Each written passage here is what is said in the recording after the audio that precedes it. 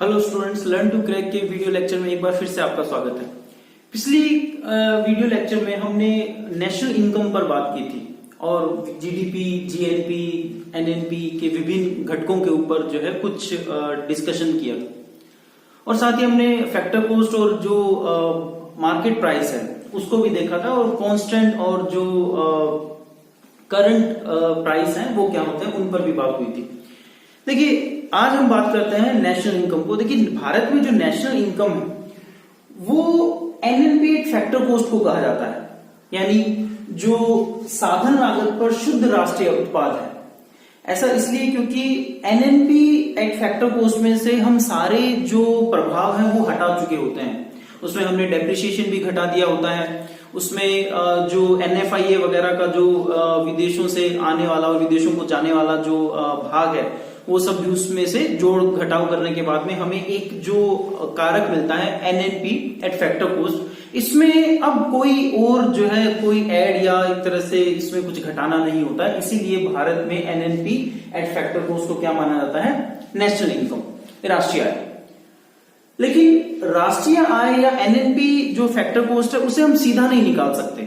उसे निकालने के लिए हमें जरूरत पड़ेगी जीडीपी की, ठीक है। और जीडीपी, जैसा कि हमने पिछली क्लास में बात की थी कि भारत में या जो भी हमारे देश की जो बाउंड्री वगैरह है उसमें एक वर्ष में या एक वित्तीय वर्ष में वस्तुओं और सेवाओं का या अंतिम वस्तुओं और सेवाओं का जो कुल मौद्रिक मान है वो क्या कहलाएगा? जीडीपी कहलाएगा।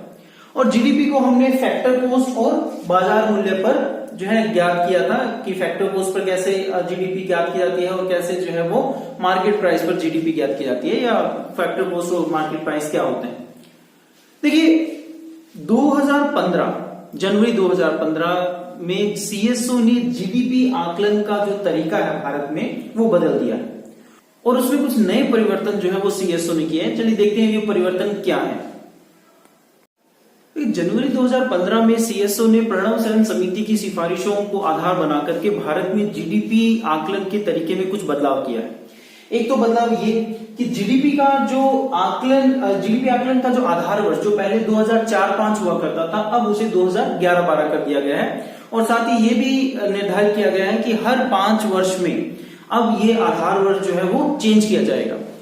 उसके बाद में अब जीडीपी आकलन के लिए जो है वो बेसिक कीमत पर सकल मूल्यवर्धन, या आप कहें कि जो gross value added at basic price को आधार बनाया जाएगा। ये क्या है, हम इस पे आगे डिस्कस करते हैं। और साथ ही एक ये बात कि भारत में अब जीडीपी एट मार्केट प्राइस, या यूं कहें कि GDP at constant market price को ही भारत सरकार या भारत का जो आधिकारिक जीडीपी है वो माना जाएगा। यानी अब जीडीपी जो है वो किसी फैक्टर कॉस्ट पर नहीं निकाली जाएगी। जीडीपी जो है वो मार्केट प्राइस जो आप पर जो ज्ञात होगी उसे ही भारत की जो आधिकारिक जीडीपी है वो माना जाएगा, ठीक है। देखिए, वैसे तो इकोनॉमी के पहले चैप्टर या पहले लेक्चर में हम जो मूल्यवर्धन है उसको डिस्कस कर चुके हैं और आज इसको फिर से यहां पर थोड़ा देख लेते हैं कि किसी वस्तु में कुछ ऐसा परिवर्तन जिससे उसके मूल्य में वृद्धि हो जाए, तो ये प्रक्रिया जो है वो मूल्यवर्धन कहलाती है। तो भारत में अब जीडीपी आकलन के लिए इस मूल्यवर्धन को आधार बनाया गया है। पहले हम बात करते हैं कि मूल्यवर्धन क्या होता है और फिर ये देखेंगे कि मूल्यवर्धन बेसिक कीमतों पर क्या जो है वो कैसे निकाला जाता है। तो देखिए, मूल्यवर्धन को समझने के लिए हम एक एग्जांपल लेते हैं। जैसे मान लीजिए कि एक किसान है जिसने जो है वो गेहूं की खेती की और गेहूं को उगाने के बाद में जब उसने उसको बेचा, ठीक है, तो मान लीजिए जैसे एक जो केजी गेहूं की जो कीमत है वो 20 रुपए है, यानी उसने 0 से 20 रुपए तक का जो है वैल्यू एडिशन किया। फिर उसके बाद में इस 1 किलो गेहूं को जो है वो इस प्रकार से जब आगे उसने बेचा तो किसी ब्रेड बनाने वाले ने इसे 50 रुपए की ब्रेड में बदल दिया, यानी 20 रुपए की गेहूं को अब जो है वो इस प्रकार से 50 रुपए की ब्रेड में बदल दिया गया, यानी अब इसका 30 रुपए जो है वो मूल्यवर्धन हुआ। फिर उस ब्रेड से या 50 रुपए की ब्रेड को जो है किसी अन्य जो प्रोड्यूसर है उसने क्या किया कि 100 रुपए की सैंडविच में बदल दिया, यानी उस 50 रुपए की ब्रेड को और ज्यादा मूल्यवर्धित करते हुए 100 रुपए की सैंडविच में बदल दिया गया। तो इस पर आप देखिए कि हर स्टेज पर एक मूल्यवर्धन हुआ है। जैसे 0 से 20 में 20 का है, फिर 20 से 50 में 30 का है, फिर उसके बाद में 50 से 100 में 50 रुपए का जो वैल्यू एडिशन है। पहले हम क्या करते थे कि सीधा जो फाइनल प्रोडक्ट है, जैसे सैंडविच की कीमत 100 रुपए, तो सीधा 100 रुपए को हमने क्या कर लिया, जीडीपी मान लिया। लेकिन अब हम क्या करते हैं, या अब जो है इस तरह से नया तरीका क्या निर्धारित किया गया है कि प्रत्येक स्टेज पर जो वैल्यू एडेड हुई है उन सबको जोड़ लिया जाता है। हालांकि दोनों का जो एक तरह से आंसर है वो सेम ही आएगा। जैसे अगर आप केवल जो सैंडविच की कीमत देखें 100 रुपए, और या फिर आप जो है वो प्रत्येक स्टेज पर ये वैल्यू एडिशन देखें, तो दोनों का जो मान है वो इक्वल ही आएगा। ठीक है, तो इस प्रकार से अब जो है वो भारत सरकार ने, या आप कहें कि जो है सीएसओ ने, ये जो तरीका है वो अंतिम वस्तु के मूल्य को आधार ना बना करके जो है इस प्रकार से प्रत्येक स्तर पर कितना वैल्यू एडिशन हुआ उन सबको जोड़ करके जीडीपी आकलन का जो है वो नया तरीका निकाला है, और इसे कहा जाता है मूल्यवर्धन। तो इस प्रकार से अगर मान लीजिए सारी वस्तुओं का, भारत में जितनी भी जो वस्तुएं या अलग अलग क्षेत्रों में जितना भी उत्पादन हो रहा है उन सबको अगर जोड़ लिया जाए तो ये आ जाता है सकल मूल्यवर्धन, या इसे कहते हैं ग्रोस वैल्यू एडेड। अब ये ग्रोस वैल्यू एडेड जो है वो बेसिक प्राइस पर कैसे निर्धारित किया जाता है, तो आइए हम देखते हैं कि बेसिक प्राइस क्या होते हैं। अब हम इसको थोड़ा देख लेते हैं कि बेसिक प्राइस या आधार मूल्य क्या होता है। देखिए, पिछले लेक्चर में हमने बात की थी कि लागत का जो साधन लागत है या फैक्टर कॉस्ट और मार्केट प्राइस क्या होता है। देखिए, साधन लागत से आधार मूल्य और आधार मूल्य से फिर बाजार मूल्य जो है वो ज्ञात किया जाता है। इसमें देखिए, साधन लागत याद है आपको, जैसे हमने पिछले 4 फैक्टर बताए थे कि भूमि, श्रम, पूंजी और उद्यम जो है वो फैक्टर कॉस्ट है। तो उन चारों में जब इस प्रकार से उत्पादन कर मिला दिया जाता है और उत्पादन सब्सिडी घटा दी जाती है, तब जो है इस प्रकार से बेसिक प्राइस आता है। ठीक है, और इसी तरह से बेसिक प्राइस में जब उत्पाद कर और जो है प्लस कर दिया जाता है और उत्पाद सब्सिडी उसमें से माइनस कर दी जाती है, तब बाजार मूल्य आता है। देखिए, इन दोनों इक्वेशन को एक एग्जांपल से समझते हैं। जैसे आपको याद होगा कि पिछले लेक्चर में मैंने आपको एक पेन बनाने का एग्जांपल दिया था कि अगर मान लीजिए कोई व्यक्ति पेन बनाने की फैक्ट्री लगाना चाहता है तो उससे कौन कौन सी साधन लागत जो है वो देनी पड़ेगी। अब देखिए, फैक्टर कॉस्ट तो वही रहेंगे कि जो भूमि, पूंजी, श्रम और उद्यम जो है फैक्टर कॉस्ट तो वही रहेंगे। लेकिन अगर मान लीजिए कि कोई व्यक्ति जो है कोई पेन बनाने की फैक्ट्री लगाना चाहता है, तो इस पेन बनाने की फैक्ट्री को लगाने के लिए उसे सरकार से कहीं ना कहीं जो है वो परमिशन लेनी पड़ेगी, या अपनी कंपनी को रजिस्टर करवाना पड़ेगा, या इसके अलावा आप कह सकते हैं कि उसे स्टाम्प ड्यूटी देनी पड़ेगी, या अन्य जितने भी सरकार के जो टैक्स होंगे वो देने पड़ेंगे। देखिए, ये टैक्स जो है वो उसके उत्पाद की इकाइयों पर नहीं लग रहे हैं। उसने चूंकि वो सेटअप शुरू किया है या शुरू करने वाला है, इसलिए उस सरकार को ये टैक्स जो है वो देने पड़ेंगे। ये किसी उत्पादन इकाई पे नहीं लग रहा है, ये पूरे ओवरऑल जो है एक तरह से प्रारंभिक तौर पर आप कह सकते हैं कि जो है एक साल सरकार को जो टैक्स दिए जाएंगे शुरू में, उनको हम क्या कहेंगे, उत्पादन कर। ठीक है, ये किसी उत्पादन इकाई पर नहीं लग रहा है, पूरी फैक्ट्री पर एक साथ जो है वो इतना सरकार उत्पादन कर ले लेगी। अब लेकिन अगर सरकार की मान लीजिए कोई स्कीम हो कि नए स्टार्टअप को या जो नए एक तरह से उद्यमी है, सरकार उनको कुछ छूट देती हो, और उन ऐसी छूट को क्या कहा जाएगा, उत्पादन सब्सिडी। ठीक है, तो इस साधन लागत में उत्पादन कर को जोड़ दिया जाता है और साथ ही उत्पादन सब्सिडी को हटाने के बाद में हमारे पास में क्या आता है, बेसिक प्राइस आता है। ठीक है, ध्यान रखिएगा, ये उत्पादन कर और उत्पादन सब्सिडी जो है वो किसी एक इकाई पर या उत्पादन की एक वस्तु पर निर्भर नहीं कर रहे हैं, वो पूरे उस सेटअप पर, पूरी उस फैक्ट्री पर लग रहे हैं। ठीक है, अब उसके बाद में जब बेसिक प्राइस या आधार मूल्य आ गया, तब उसके बाद में जब उत्पादन शुरू हो गया, मान लीजिए कि अब उसमें पेन बनने जो है शुरू हो गए, तो अब मान लीजिए पेन की कीमत आई है 20 रुपए। अब सरकार, चूंकि कोई उत्पादन होता है या तो उस पर इस प्रकार से टैक्स लगाया जाता है, तो सरकार ने अब एक पेन की कीमत 20 रुपए पर 5 रुपए टैक्स लगा दिया, तो 20 रुपए में 5 रुपए जो है वो क्या हो जाएंगे, ऐड हो जाएंगे। ठीक है, अब अगर मान लीजिए सरकार चाहती है कि किसी विशेष क्षेत्र में ये पेन जो है वो सस्ते में मिले, तो सरकार हो सकता है इन पर जो है वो 3 रुपए सब्सिडी दे दे। तो पहले जहां 20 + 5 25 रुपए इसकी कीमत हो गई थी, अब -3 रुपए अगर आप सब्सिडी करेंगे तो जो बाजार मूल्य आएगा इस पेन का, एक पेन का, वो आएगा 22 रुपए।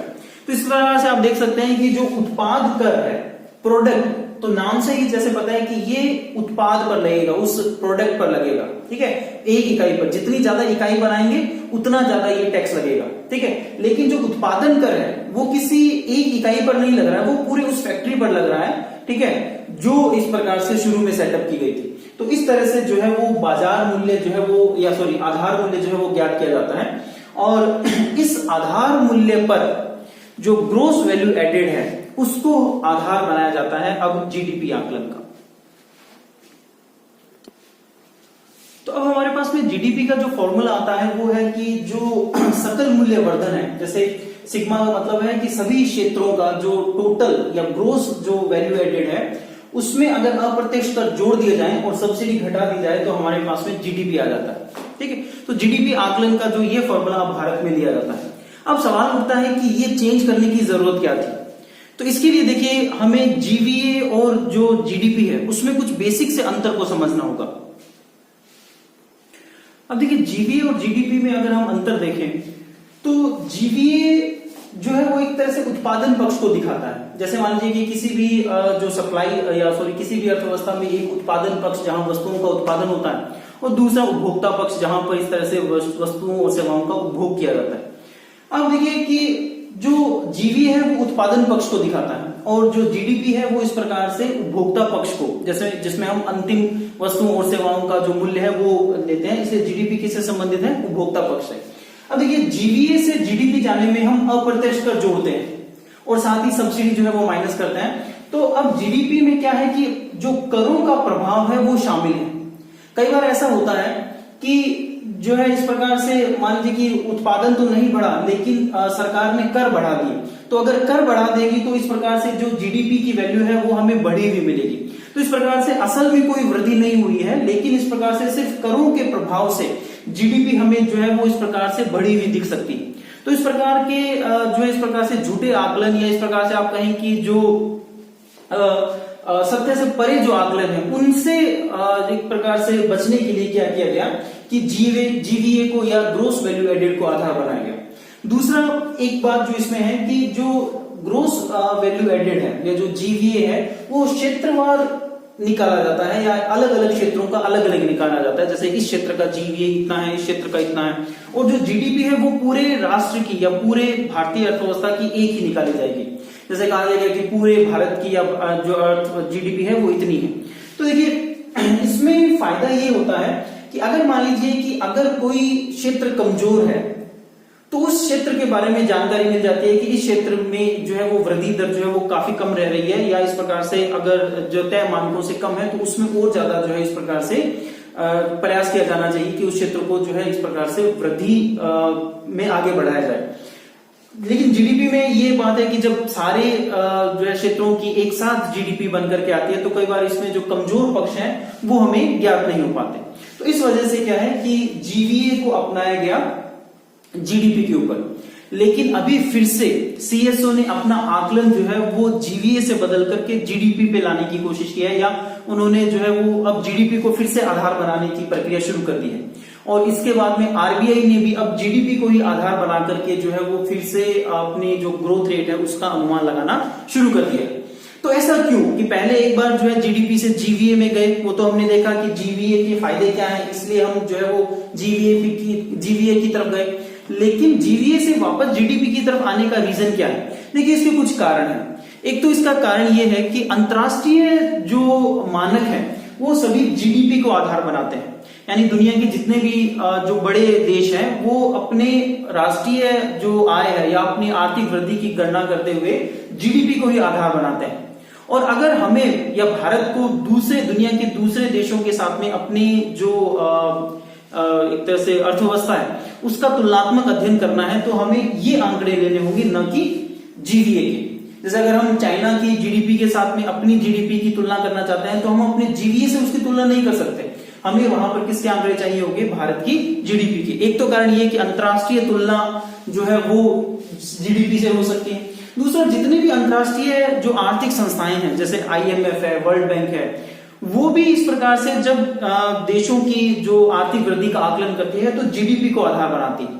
इसके लिए भी जो है या उन संस्थाओं के साथ में तालमेल बैठाने के लिए भी इस प्रकार से जीडीपी जो है वो एक महत्वपूर्ण टर्म है। दोनों इंपॉर्टेंट है, ठीक है। ये जहां पर इस प्रकार से नीति निर्माण में उपयोगी है, वो इस प्रकार से अंतर्राष्ट्रीय स्तर पर और साथ ही जो है इस प्रकार से जो अंतर्राष्ट्रीय संस्थाएं हैं उनके साथ तालमेल बैठाने में जो है सहयोग देती है। तो इस कारण से जीबीए से फिर से जो है वो जीडीपी की तरफ जो है आरबीआई शिफ्ट कर गया है। अब अगर हम भारत की जीडीपी वृद्धि दर को देखें तो 2018-19 में ये लगभग 6.8% थी और 2019-20 में ये लगभग 5% रही है। यानी जीडीपी वृद्धि दर भारत में जो है वो घटी है, कम हुई है। और इसका कारण जो है वो इस प्रकार से आर्थिक सर्वे में बताया गया है कि अंतर्राष्ट्रीय स्तर पर जो बड़ी अर्थव्यवस्थाएं हैं उनकी जो वृद्धि है वो काफी, या उनकी जो आर्थिक वृद्धि है वो काफी धीमी गति से हो रही है, या आप कहें कि बड़ी अर्थव्यवस्थाओं में जो मंदी का एक दौर चल रहा है काफी समय से, उसके कारण भारत की जो एक तरह से वस्तुओं और सेवाओं की मांग में कमी आई है। और साथ ही इस वजह से चूंकि जब मांग में कमी है तो नए जो निवेशक है वो या इस प्रकार से जो है लोग जो इस प्रकार से उद्योगों वगैरह में निवेश भी नहीं करेंगे।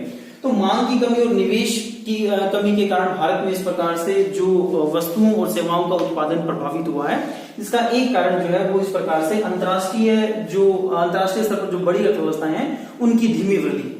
जैसे भारत जो है या एक तरह से यूरोप और जो अमेरिका वगैरह है वो भारतीय वस्तुओं के बड़े आयातक है, लेकिन चूंकि वहां पर इस प्रकार से मांग न होने के कारण भारत में भी उत्पादन प्रभावित हुआ है, जिससे भारत की आर्थिक वृद्धि जो है वो कम हुई है।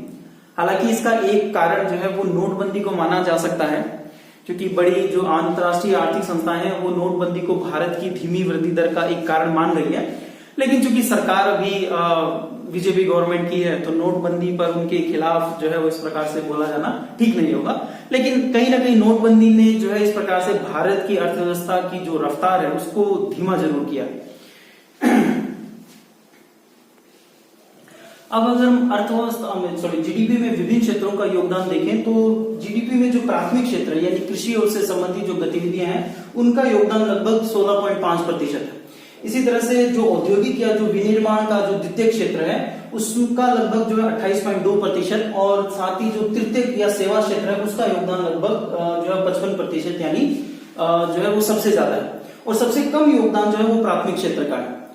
और अगर हम इसे पाई चार्ट से देखें तो इस प्रकार से जो है वो अलग अलग क्षेत्रों का जो योगदान है जीडीपी में वो देख सकते हैं। हालांकि कृषि क्षेत्र का या प्राथमिक क्षेत्र का जो योगदान है वो सबसे कम होने के बावजूद आज भी भारत में जो श्रम का एक बहुत बड़ा भाग या आप कहें कि लगभग 53% जो श्रम है भारत का वो प्राथमिक क्षेत्र में कार्यरत है।